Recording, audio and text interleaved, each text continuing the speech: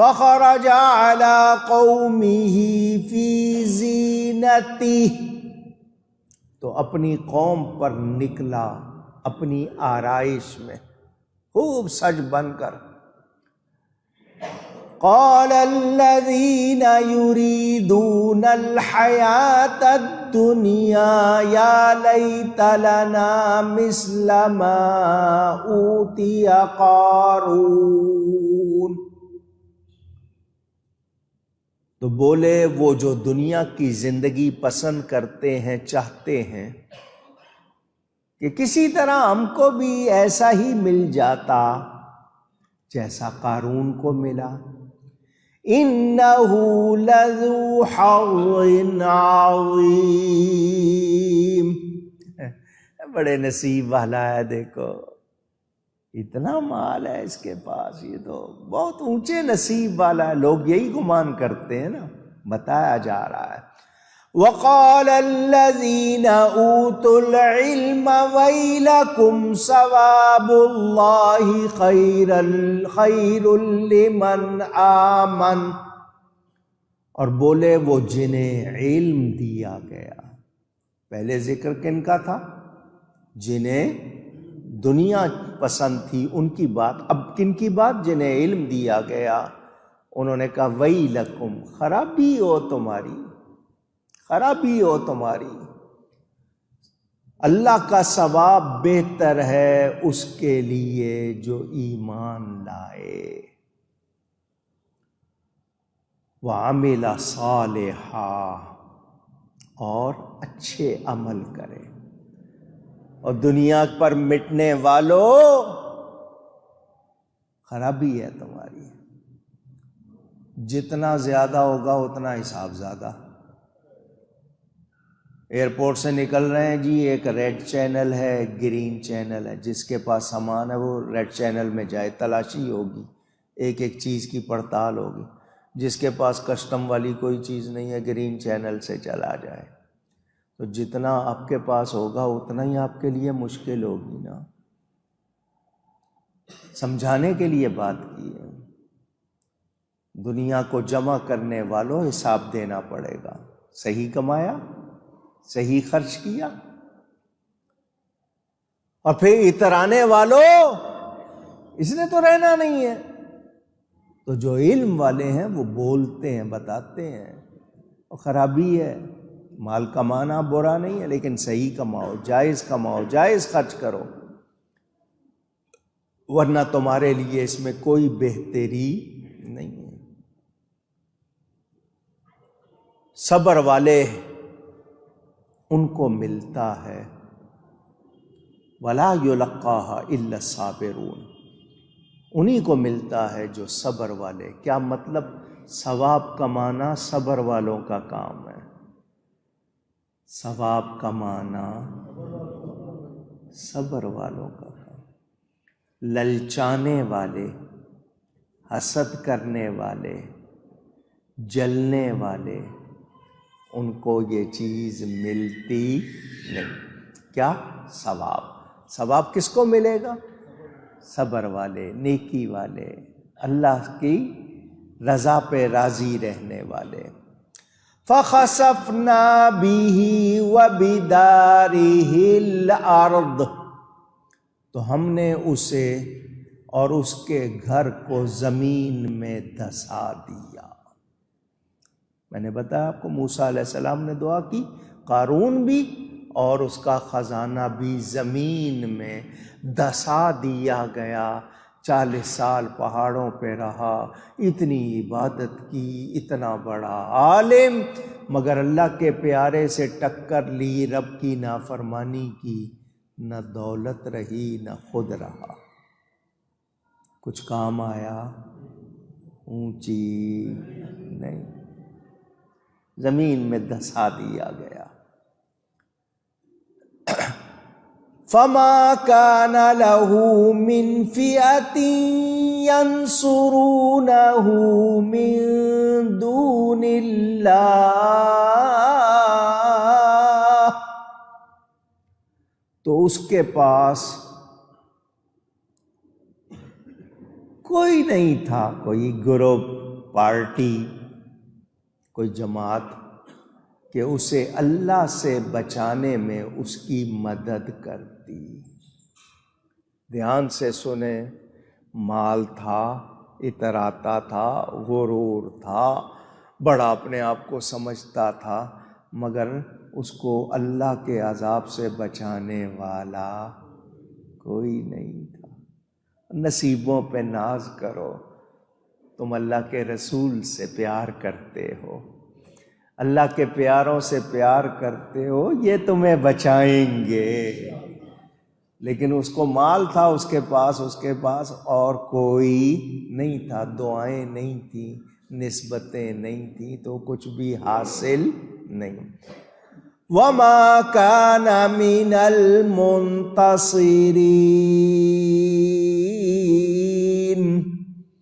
اور نہ وہ بدلہ لے سکا۔ کچھ اس کو حاصل ہوا دولت کے بدل؟ پوچھ رہا ہوں، خود بھی خزانہ بھی زمین میں دھسا دیا گیا۔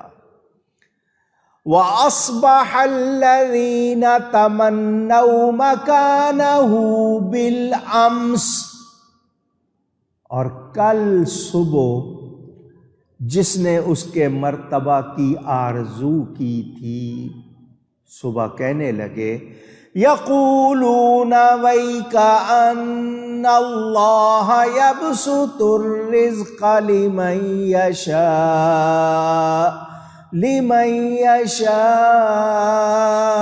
من عبادہ ویقدر۔ وہ کیا کہنے لگے؟ اللہ تعالی رزق وسیع کرتا ہے، کشادہ کرتا ہے اپنے بندوں میں جس کے لیے چاہے، اور جس کے لیے چاہے تنگی فرماتا ہے۔ کیا مطلب؟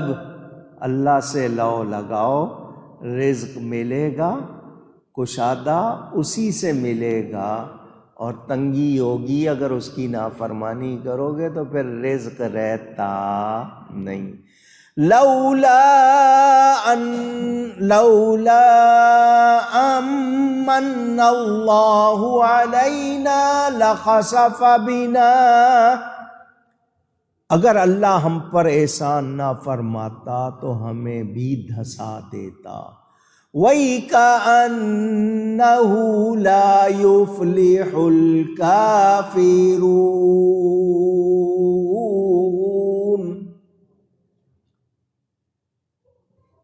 یہ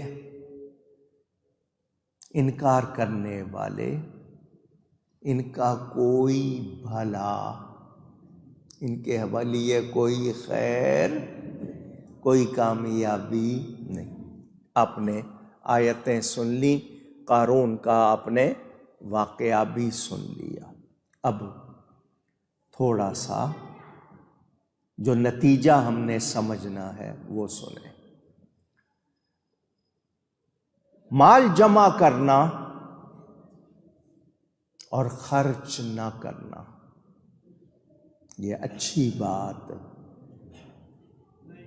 اونچی، جائز کمائیں، اپنے اوپر، بچوں پر، ارد گرد جائز خرچ کریں، لیکن بہت زیادہ جمع کرنا یہ اچھی بات، کیونکہ جب مال بہت جمع ہو جاتا ہے تو آپ کے اندر کنجوسی آ جاتی ہے، پھر آپ کا دل نہیں چاہتا خرچ کرنے کو۔ قوم عاد، قوم سمود بہادر قومیں تھیں، بڑے مضبوط جسم والے۔ نمرود والے بڑے مالدار تھے، مگر عذاب الہی سے کیا بچ سکے؟ پوچھ رہا ہوں۔ اچھا، ایک وقت میں کچھ اور دوسرے وقت میں کچھ، کیا انسان کا حال ایک جیسا رہتا ہے؟ نہیں۔ رب تعالیٰ کو پوچھنے کی کوئی ضرورت نہیں کہ تم نے کیا کیا جرم کیے ہیں، یہ جو میں نے آپ کو کہا نا کافروں کے بارے میں کہ ان کے گناہوں کی پوچھ نہیں، کیا مطلب ان سے یہ نہیں پوچھنا ہے تم نے کیا کیا تھا، پتہ ہے سب، ان کو بتانا ہے یہ ہے تمہارے کرتوتوں کا صلہ۔ قیامت کے دن اگر ان کو ان کے جرم سنائے جائیں گے، ان کو شرمندہ کرنے کے لیے۔ ہر کافر خود اپنے چہرے سے پہچانا جائے گا۔ کافروں کے چہرے سیاہ ہوں گے، مومنوں کے چہرے چمکتے ہوں گے۔ فرق ہوگا۔ میدان محشر میں لوگ تین طرح، کچھ ہوں گے جن کو سواریاں دی جائیں گی، قبر سے اٹھیں گے سواریوں پہ بیٹھ کے جاؤ۔ کچھ جو ہیں چل کر آئیں گے، کچھ کو گھسیٹا جائے گا، زمین سے گھسٹتے ہوئے ان کو لایا جائے گا۔ سب کا حال ایک جیسا۔